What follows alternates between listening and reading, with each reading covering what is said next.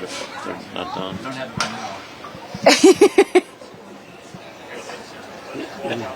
Looks like they're done. Yeah, let's go. Okay.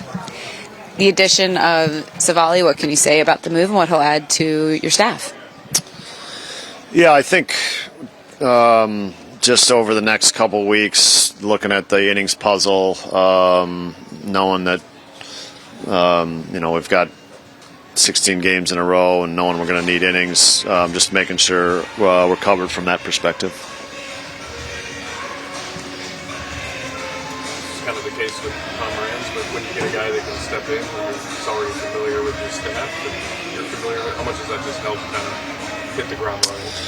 I think it makes it easier for Aaron for sure. He's just going to be here, and he's struggled of late for sure, and so we'll take a look at that and probably shorten up his outings and go from there. When will he be here? Next couple days. When you mentioned if you struggle late and you want to work with, what's the balance there where you want to look at him but also got to get him out there and get innings?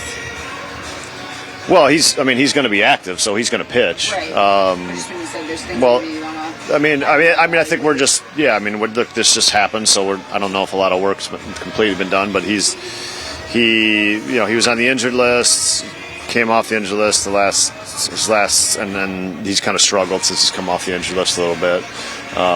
So that's kind of what we're working on right now, and try to diagnose that and see if there's anything we can do to help him there.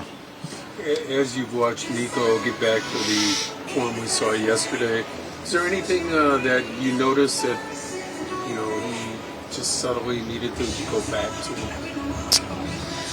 Look, Nico's one of those hitters where he's sometimes it's really hard to evaluate because the ball is just always in play, and so you can say Nico's struggling. Like in Cincinnati, Nico swung the bat good in Cincinnati, but same as he did yesterday, you know what I mean? And there's no results.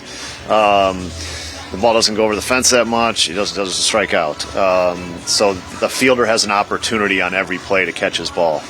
Yesterday they didn't. In Cincinnati they did. But it's kind of the same hitter. That's baseball, and that's part of. But I think in general, what happened in Cincinnati and what happened yesterday was like the line drives to the opposite field. I think that's always a sign for Nico that he's in a good place. I know we've asked a lot of these types of questions, and even about Webb, but just the way that he continues to step up, and guys embracing the role and even the unknown in the pen and what you've seen out of him. Yeah, I think Jacob's been, amidst all the change and all the turnover, Jacob's been a real consistent presence down there, and he's,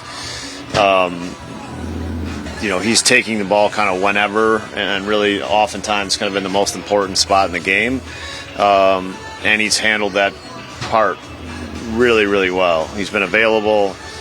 He's been durable. He's pitched multiple. He's pitched two inning saves. He's pitched in the seventh inning. Whatever. So he's been really important of putting kind of this puzzle together. And he's having a really nice season. Do you have a setup for the Tiger series yet for the rotation? Anticipate Taillon being activated tomorrow and pitching, and then Peterson and Colin Rea. Thank you.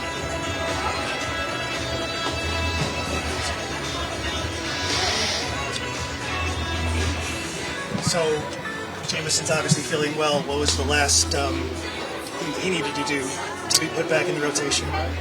Yeah, he pitched in Iowa last week, so he'll be a little bit somewhat limited, not tremendously limited, but somewhat limited, and just go from there. He's healthy.